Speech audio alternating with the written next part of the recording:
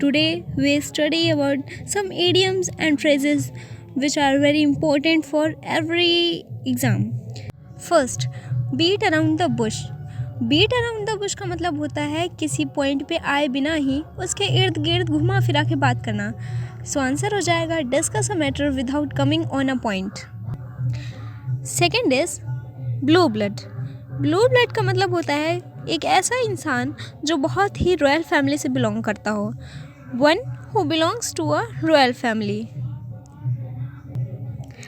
Third है no love lost. No love lost का meaning होता है किसी ऐसी इंसान जिनके बीच में बहुत ही ज़्यादा नफ़रत हो, इतना ज़्यादा नफ़रत हो कि खोने के लिए प्यार बचा ही ना हो, इसलिए बोलते हैं हम उसको नो लव लॉस्ट. इसलिए इसका आंसर हो जाएगा intense dislike. Now fourth is take to task. Take to task का मतलब होता है किसी को बहुत बुरी फटकार लगाना, इसलिए इसका आंसर हो जाएगा scold someone. Our fifth idiom is red-handed. Red-handed का मीनिंग होता है किसी को रंगे हाथ पकड़ना. सो इसका आंसर हो जाएगा caught while committing a crime.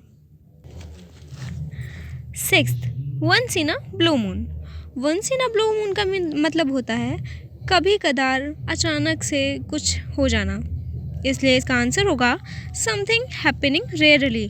बहुत कभी कदार कुछ होने वाला. तो चलिए आगे देखते हैं. हमारा सेवन्थ इडियम है leaps and bounds.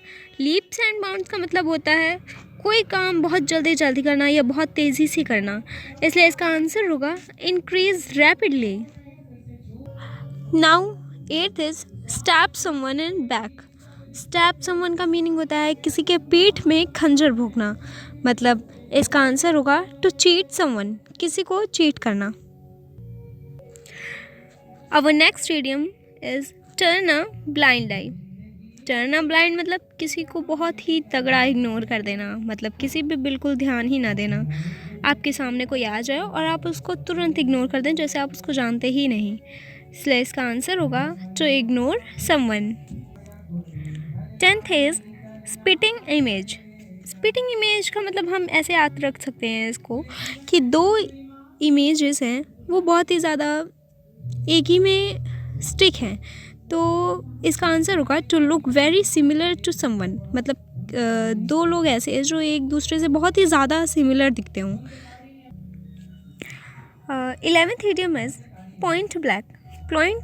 Point black का मतलब होता है किसी को डायरेक्टली वही बात बोलना जो है, मतलब सामने से जो है मुंह पे बोल देना directly. Next idiom is shorted out. Shorted out idiom का मतलब होता है कि कोई भी मैटर हो, कोई भी प्रॉब्लम हो, वो तुरंत रिजॉल्व हो जाना, ख़त्म हो जाना या सॉल्व हो जाना, इसलिए इसका आंसर होगा resolve. Next 13th idiom is to hurt. To hurt का मतलब होता है दिल पे ले लेना, सीरियसली.